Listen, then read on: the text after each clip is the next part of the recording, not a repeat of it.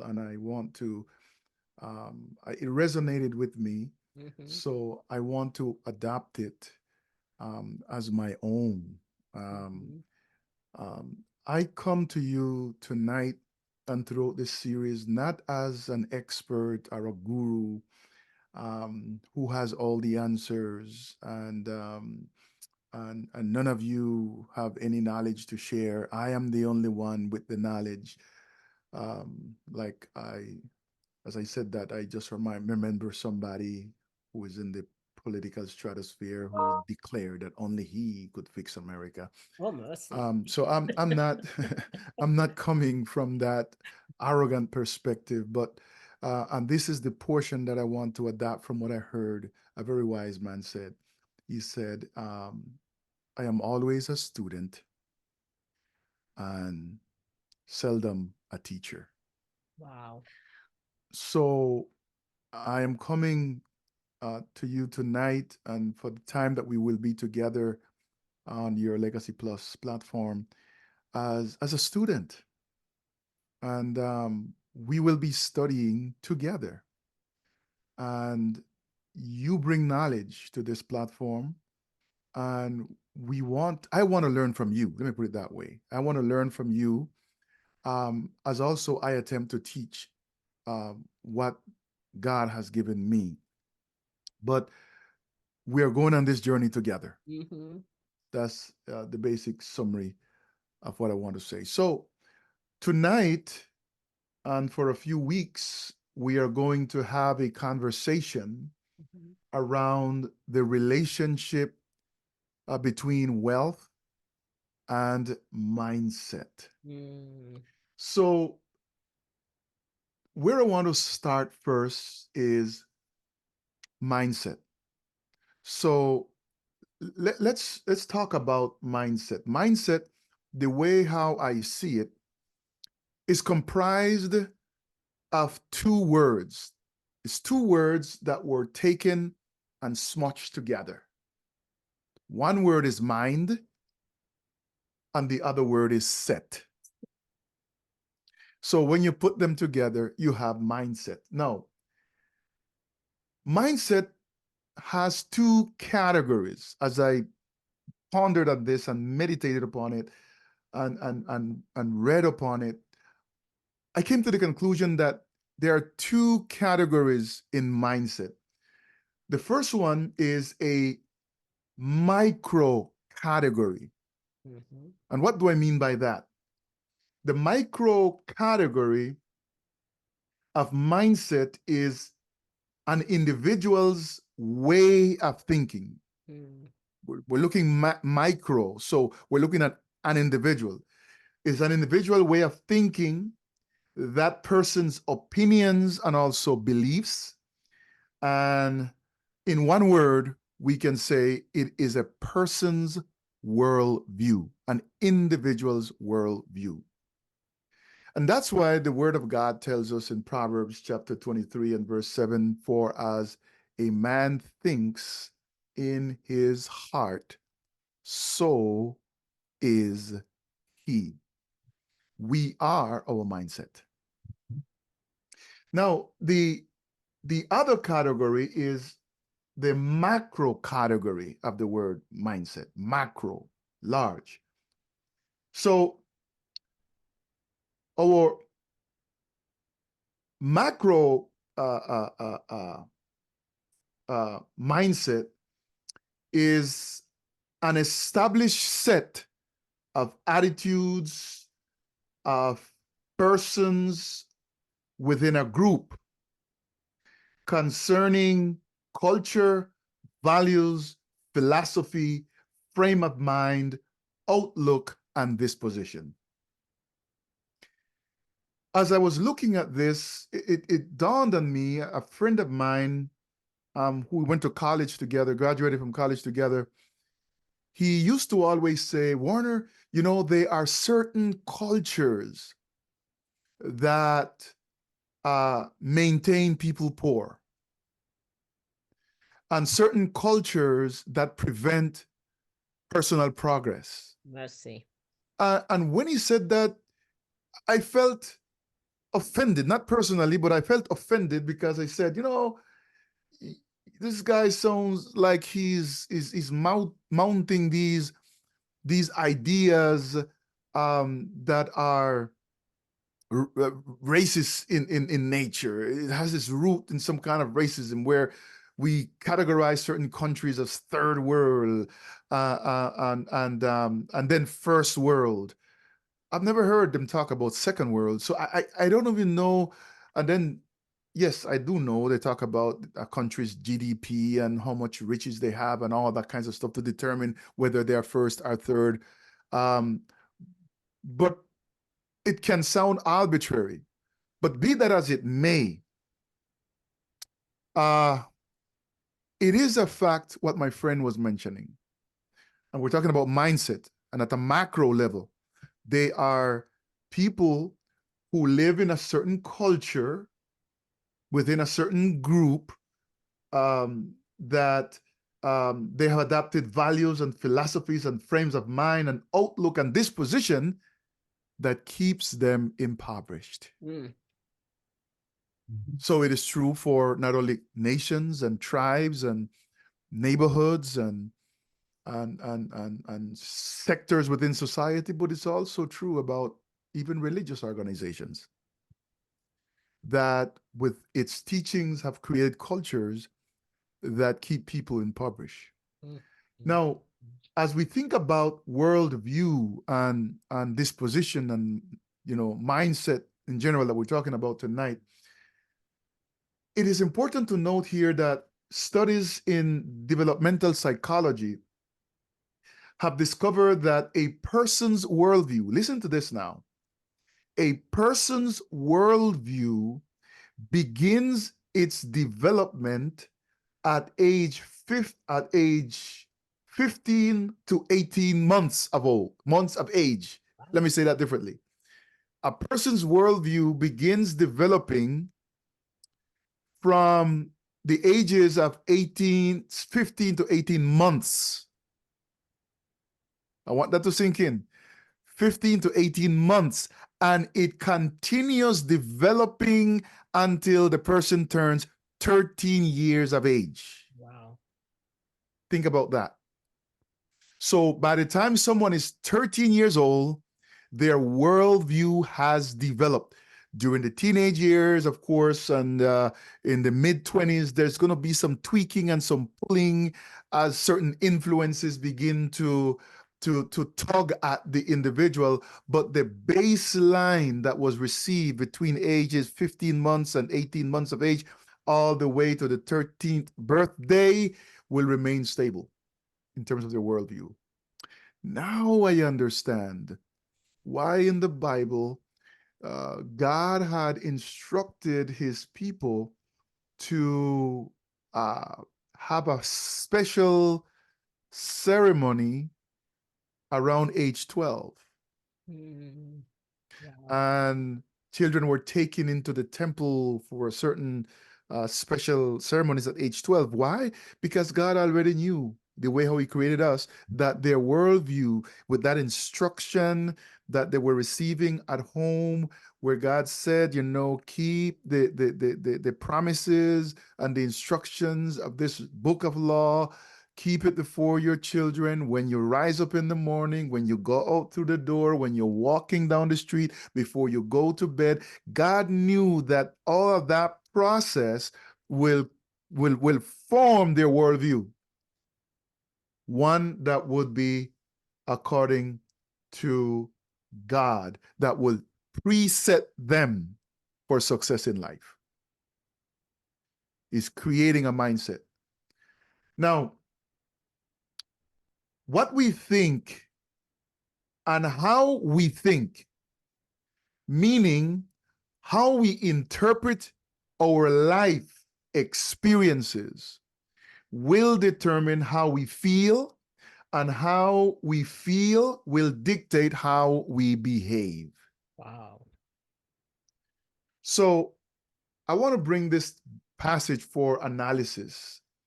Proverbs chapter 4, verses 20 through 24. And it says there, my son, or a more contemporary translation could say, my child, including both daughters and sons.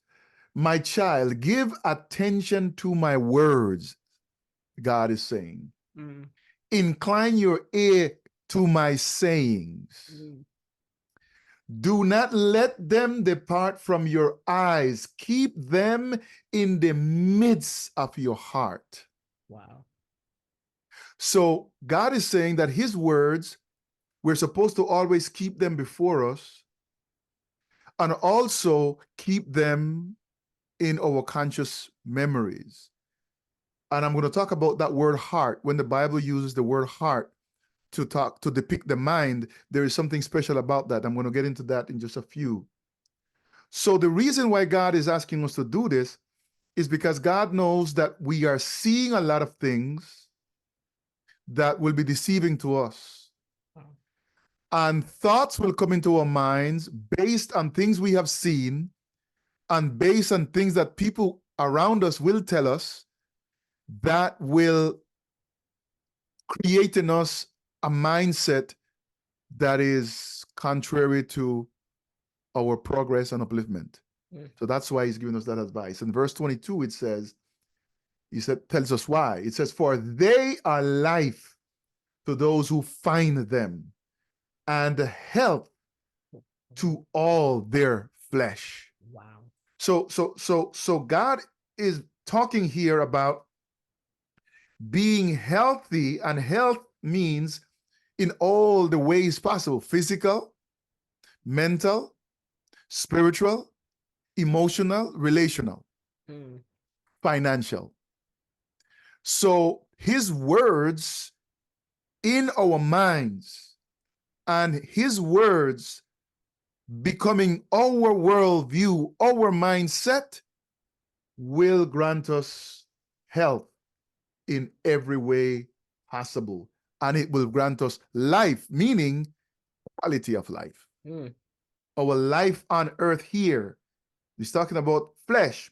That means it's our life here on earth. Mm. Life in eternity is already, it's a given that's where God is going to finally take us.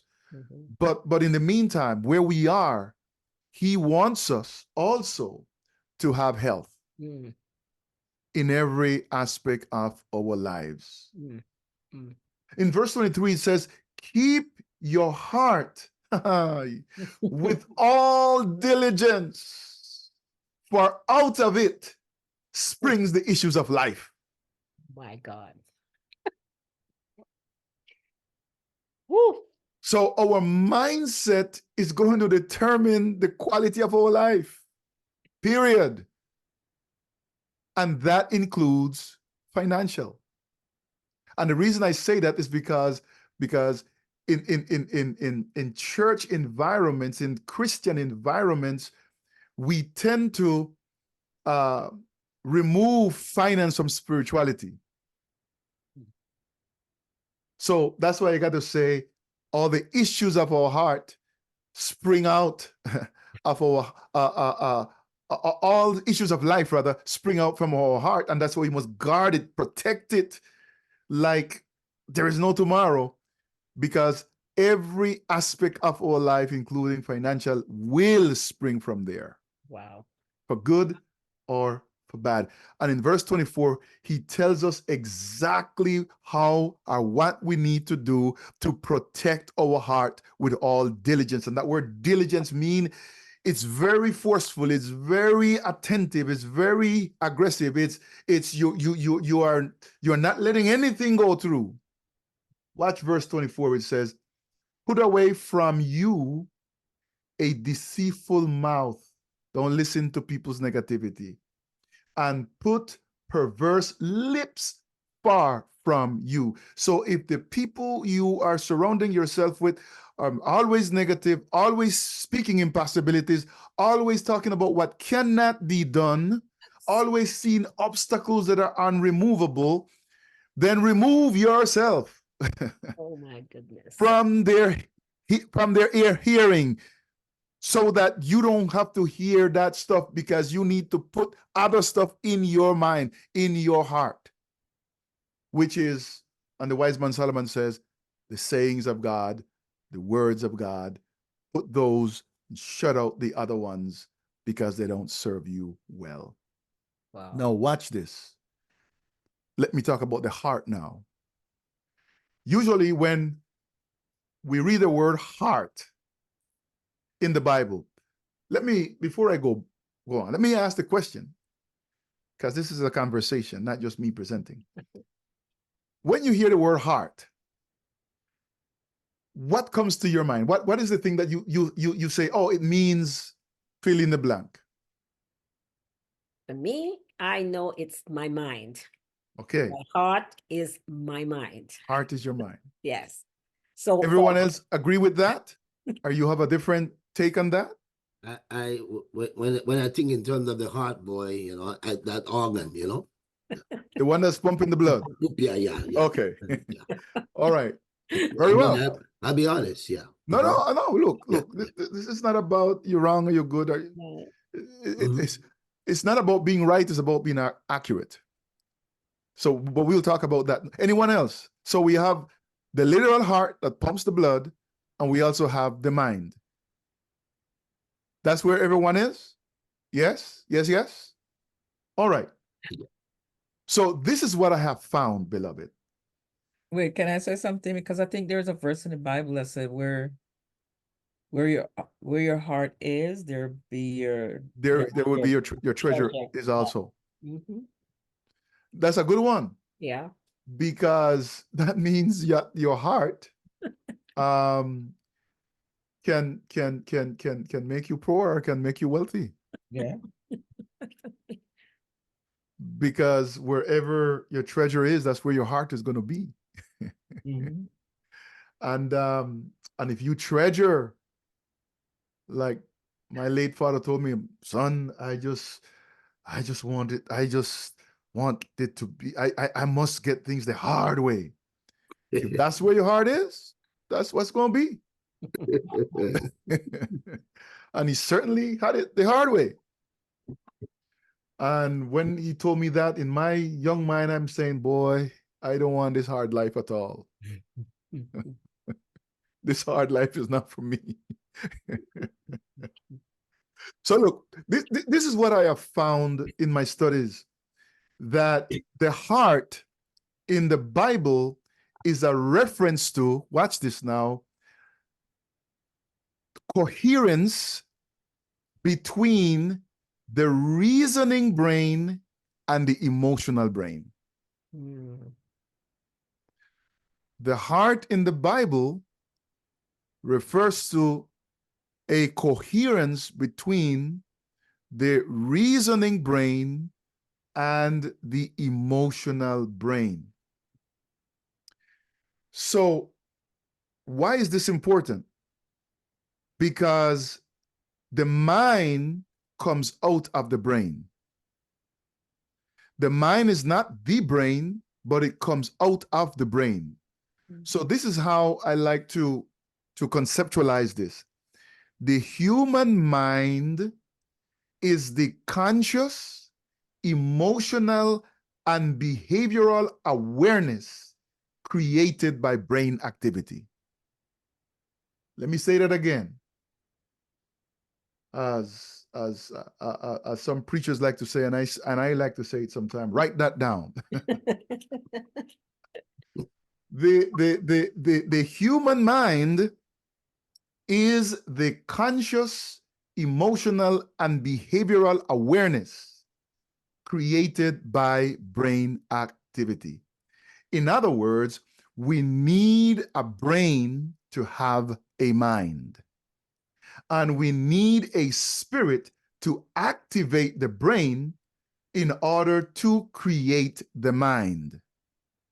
Therefore, when that is in sync, when there's a spirit within our body, meaning we're alive, and our brain is activated, then the conscious, emotional, and the behavioral awareness is created by an active brain.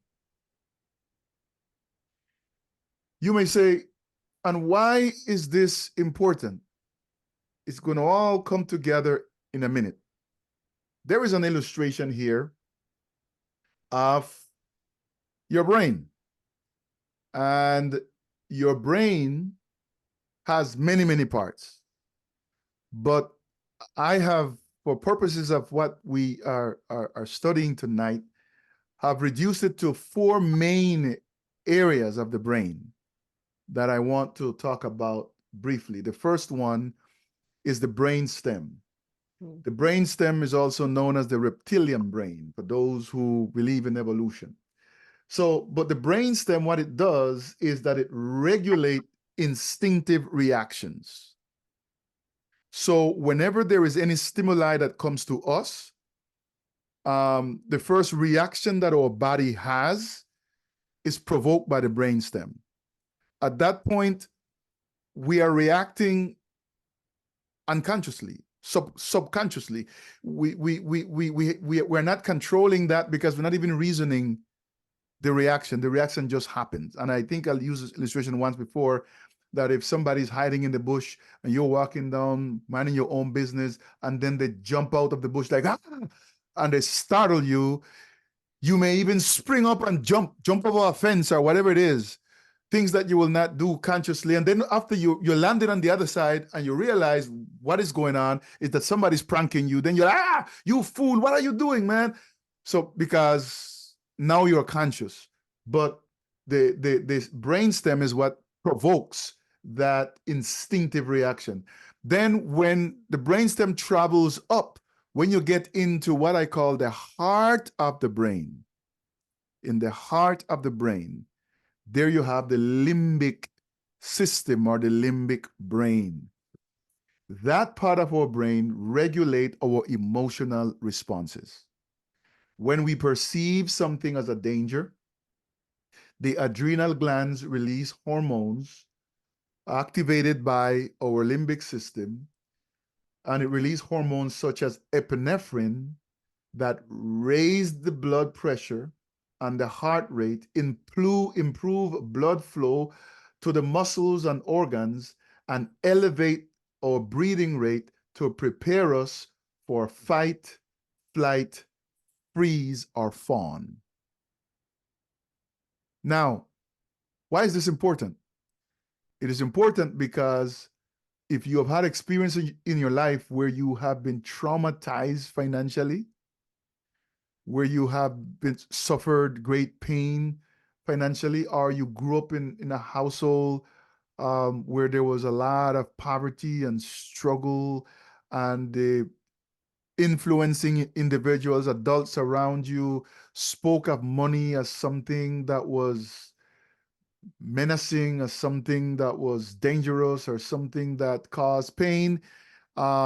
Whenever you think about anything that has to do with wealth, with earning money, with anything in that nature, will always cause a stress response, one that will provoke you to fight, flight, or freeze, or fawn.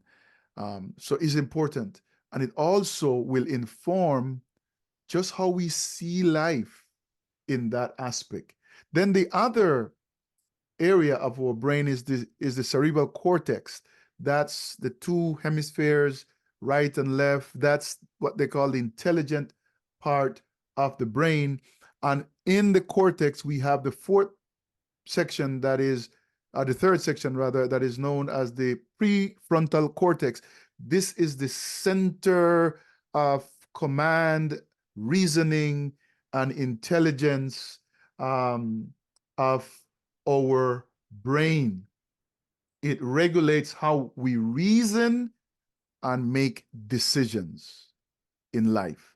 And then in the back of the brain is what they know as the mini brain, because it's the part of the brain that has the greatest concentration of brain cells. In the back of the brain is called the cerebellum, and the cerebellum regulates all automatic behaviors and activities of the body. The cerebellum is regulating our breathing, it's regulating our heart rate, it's regulating even memories that we don't have to recall, like how to get up and walk, language. It regulates also, watch this now, all of our habits, whether they be good habits or bad habits. The cerebellum regulates them, so we don't have to think about some of these things. We just automatically do them. You put on the same foot of shoe every time you're putting on your shoes, and you don't think about it, but you're actually put on the same shoes all the time. And now that I brought that up to you, the next time you're going to put on your shoes, pay attention to which shoes you put on first. And that will indicate to you that it's the same foot you put on every time, because it's a habit that is stored in the cerebellum. So I gave you all of that to bring you to the following. Two more things before I end my talk tonight. The first thing is this. Our beliefs, and write this down. Our beliefs engage all these main areas of the brain. Our beliefs engage all these main areas, these four main areas of the brain. This is how it works. When we rehearse a thought in our mind to the point where we no longer question those thoughts, in other words, we do not question them because we have accepted those thoughts as true. Those thoughts become beliefs, and as such, they take command and control of everything about us in our lives. Meaning, those beliefs now, once your thoughts become beliefs, they take control and command of our instinctive reactions, or our subconscious reactions, of our emotional reactions, the way we interpret events, are our reasoning, and also our automatic behaviors. So our thoughts puts us on cruise control. And there is your mindset, your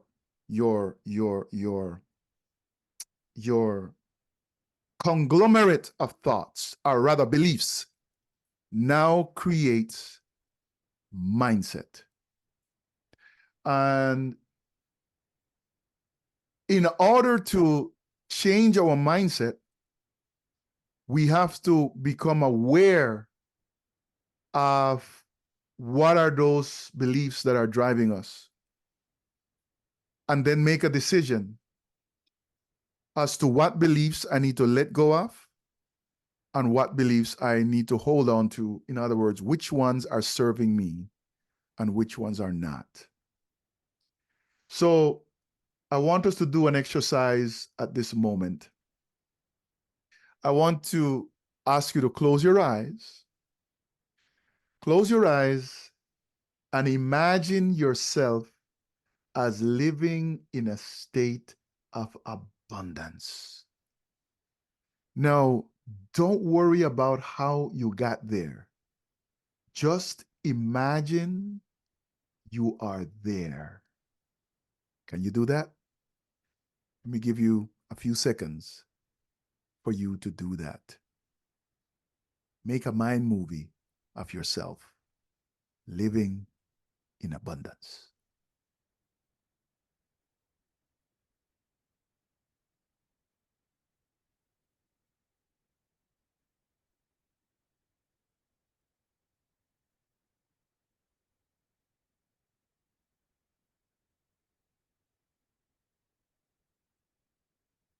Now I want you to imagine one second thing, that it is said of you as it was said of Abram when God called him from the land of Ur.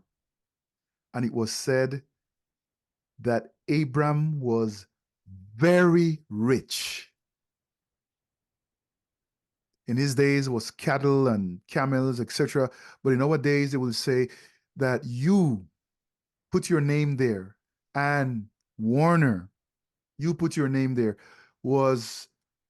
is very rich with houses and land and investments and money in the bank and businesses. Imagine yourself as you being the one that statement is made about. You are very rich.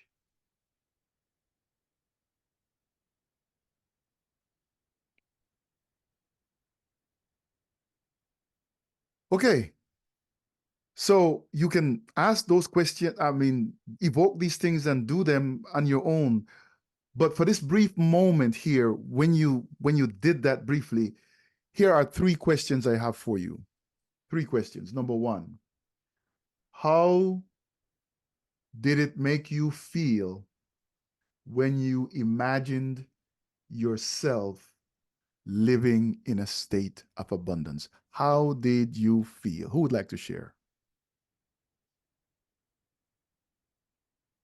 What did it make you feel? I'm giving somebody else a chance because I'll jump in, but I got to give somebody a chance first. I live in that space, so I don't think it's fair for me to jump first. Well, first Fair of all, enough. Cleveland family, Yes. I just want to say to Dr. Warner, great presentation. Mm. But as for me, it made me feel real good. Mm. Mhm. Mm.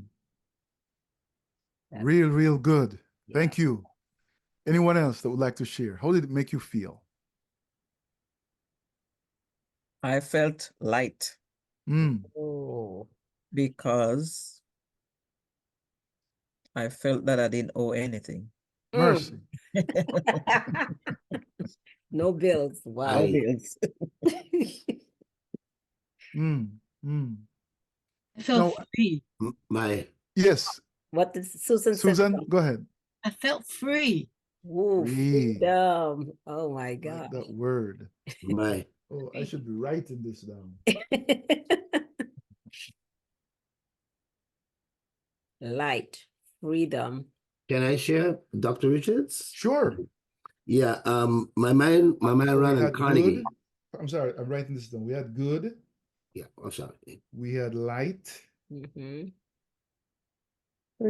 We had free. Freedom, yes. Uh-huh. Yes, Dr. Usher, go ahead. My mind ran on Carnegie, one of the Baron boys, Barrett, you know. He believed in giving wealth away during one's lifetime. And he said these words, the man who dies thus rich dies disgraced. Mm. That's where my mind ran. I don't know if I am out It of- says the mind that was, I didn't hear that. The mind that, the man who dies thus rich, right, uh-huh. dies in disgrace. Yeah, Oh. Mm. yeah. Mm. My So mind it- ran there so- when I think of all the abundance, you know. Mhm. So what Not it made you sharing. feel? What it made you feel? Empowered that I will be able Oh, to share. Yeah. Oh, empowered to share. Okay. Yeah. Mhm. Anyone else? Kind of supernatural, unreal, but You felt it was supernatural and unreal. Yes.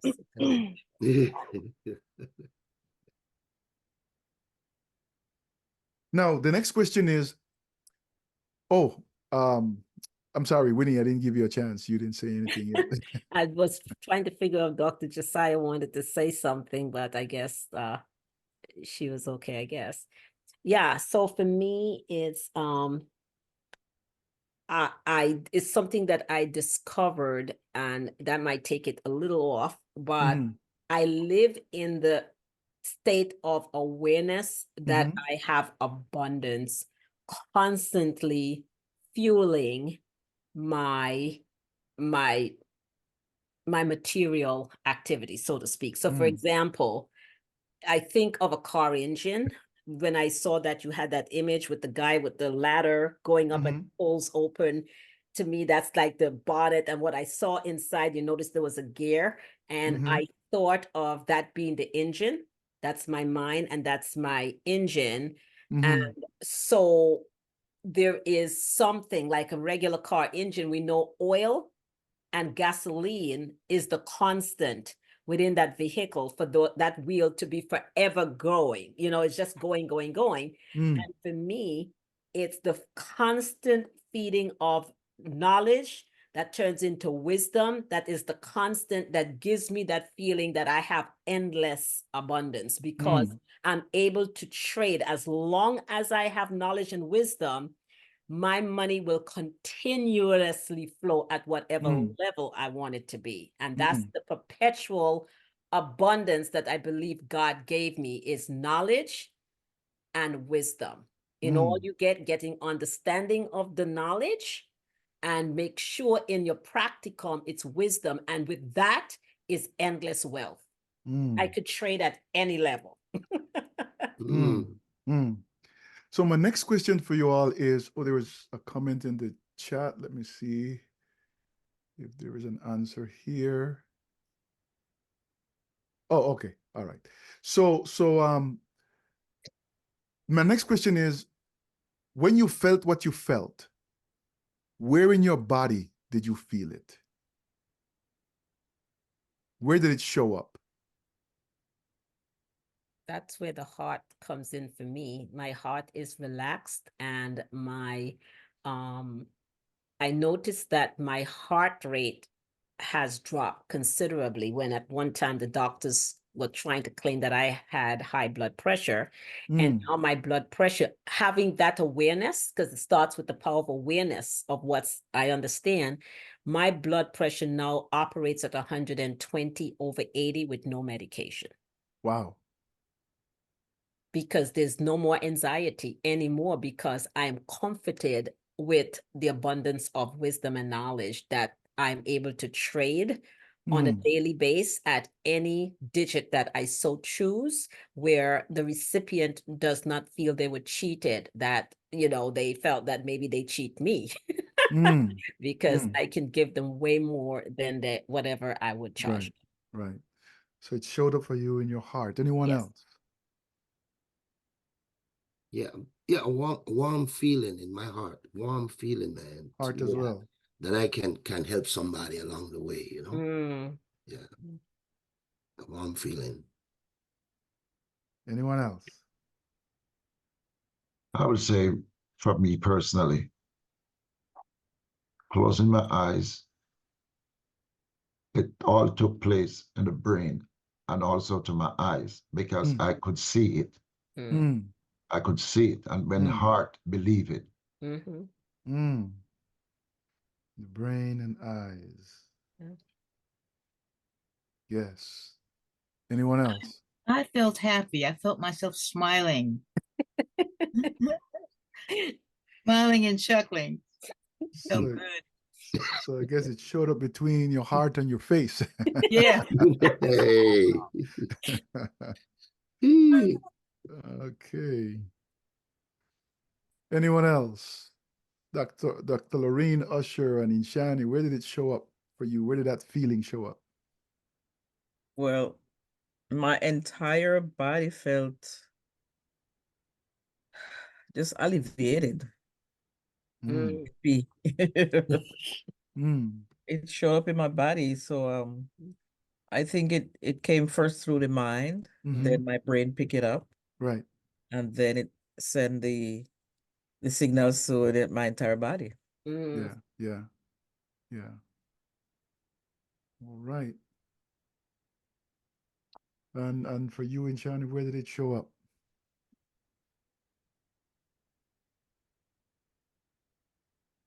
She's muted.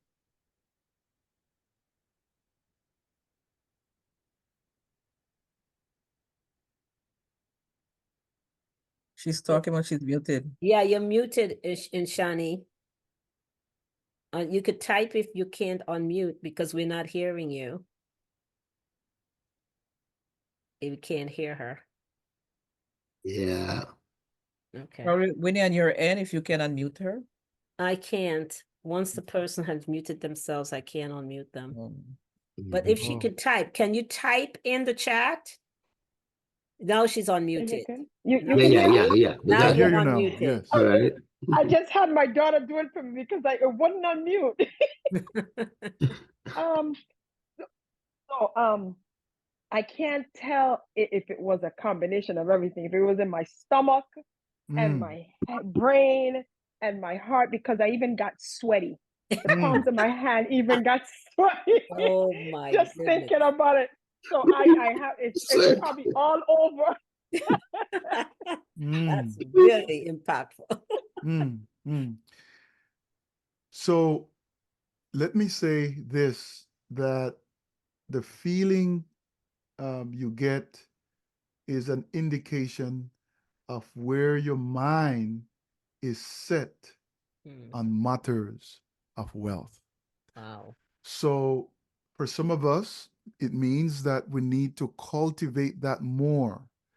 We need to carry the focus, our focus there more. For some of us, it may mean that we may need to start doing some slight shifts so that it may evoke the right feeling that it's supposed to evoke. Because where your focus goes, your energies will flow. Yes. And energy is our emotions are energy in motion. Correct. So wherever our energy goes is where our emotions are flowing, and that is going to come based on our focus. I want to end my presentation with this psalm.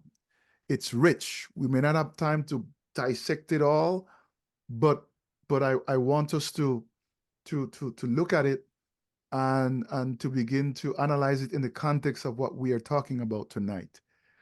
In verse 1, it says, 112, verse 1, Psalms. It says, praise the Lord. Blessed is the man who fears the Lord. In other words, blessed is the man who has yielded himself, him or herself, to the kingship of God in our lives, who delights greatly in his commandments. And his commandments here is not just a reference to the 10 commandments as such, but his commandments are to all of his promises, all of his systems. You know, he says many times in the word, if you do this, this is going to happen. And if you do this, this is going to happen instead.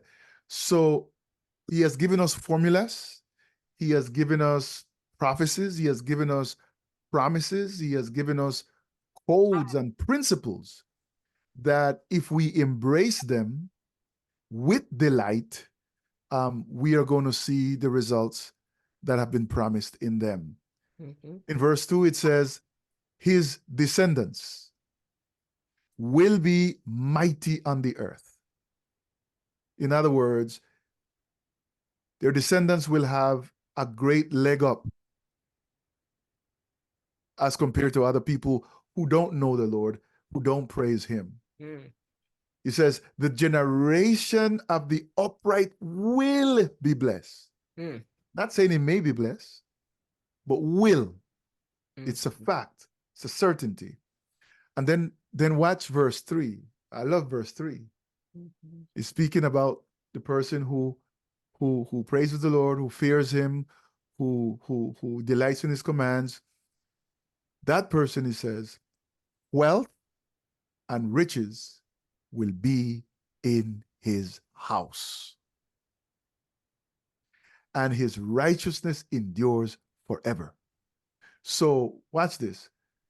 Wealth and riches will dwell in his house. That's the reward we will get in this life that we're living right now.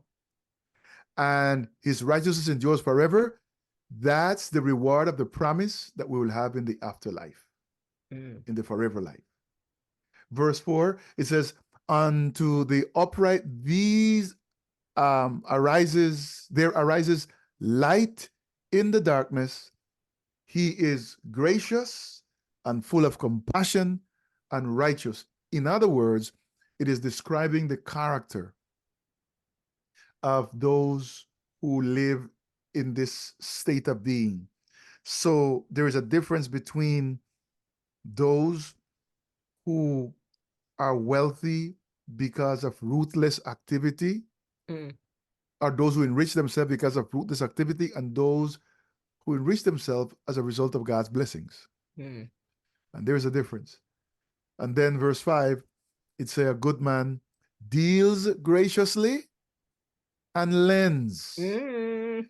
He will guide his affairs with discretion. Mm.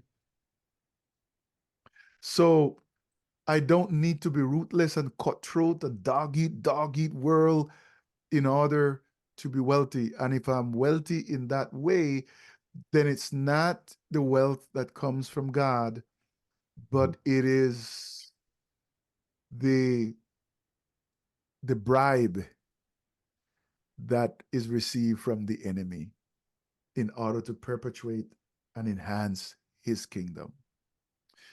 So this is where I'm going to stop for today. And and I open the floor for conversation around this topic. I see some- applaud, I applaud, I applaud. It's absolutely, it was awesome, Dr. Richards. As you can see, I believe everyone's brain is attempting to reset based on what you just I don't know if I could be so bold to speak that for everyone, but I know with me, it's massaging, and Dr. Josiah mentioned it's impactful. You know, it's operating in all three levels: Mhm. mind, body, and spirit.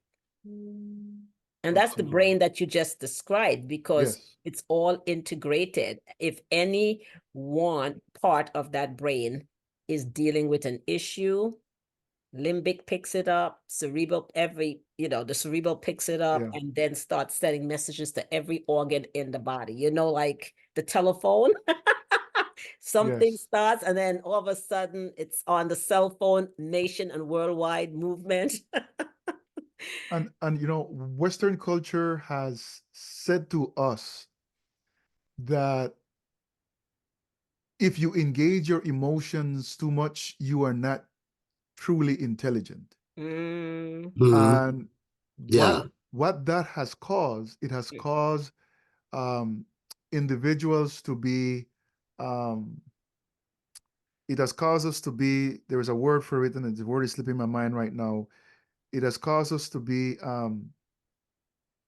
disintegrated, but there's a better word, but I'm going to use that word for now, mhm, where there is no coherence within us, mm, that we are, is almost like